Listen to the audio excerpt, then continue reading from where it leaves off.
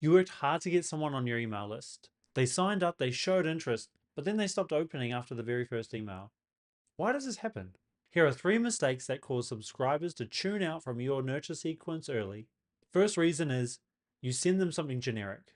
It doesn't actually speak to the pain points that are relevant to them, whether that's buying a first home, whether that's refinance, insurance, or even their location. If you got an email that had absolutely nothing to do with you, what are you going to do with the next email that you get sent? You're probably not going to open it. Worse, you probably unsubscribe from the whole list. The best first emails that get sent out, they talk directly to the reader. Ideally, you've been able to tag them once they come in through your CRM as a specific type of user, and that way you're able to use merge tags or have different fields in the nurture sequence that go out relevant to where they are in their lives. The second thing to watch out for is writing too much too soon. Now, there's a tendency to overwrite or overshare information that advisors sometimes do to show that they are worthy to be listened to, and that can turn people off. You don't need to cram everything in. You don't need to try share all the stuff in your level 5 or all the experience and research that you've done. You don't need to share all of that in one go. You don't even have to share it in a year's worth of content, right? What you need to share is the things that are relevant to people in a succinct manner that they can actually consume. Take one idea, put it into a paragraph, put it into 2 paragraphs, try get it in 1 sentence or 2 sentences. Play around with how much information you can actually fit into a small amount of space. The number 3 thing is not following up.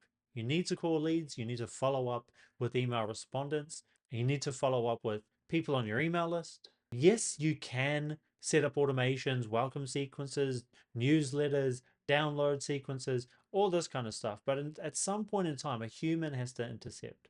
If you have certain CRMs or certain tracking involved, you can see what a person's tendency is. If you've got them on your newsletter list, maybe you should have a little toggle that tells you what type of advice or what type of products and services they're interested in.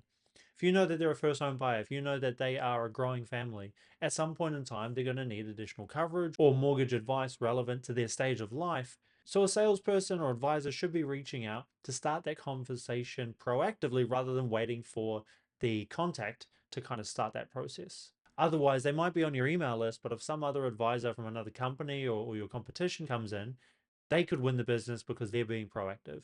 Even if it's a short, quick check in, it's a lot better to do that and get a no than to think you've got this pipeline on your database. You'd have 10,000 people on your database.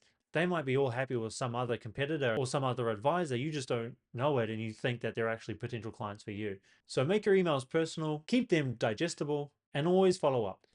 Now, if you want any help with your email strategy, your digital marketing strategy overall, feel free to flick me a DM. You could leave a comment below. Also, you could reach us at orchardfinancialmarketing.com.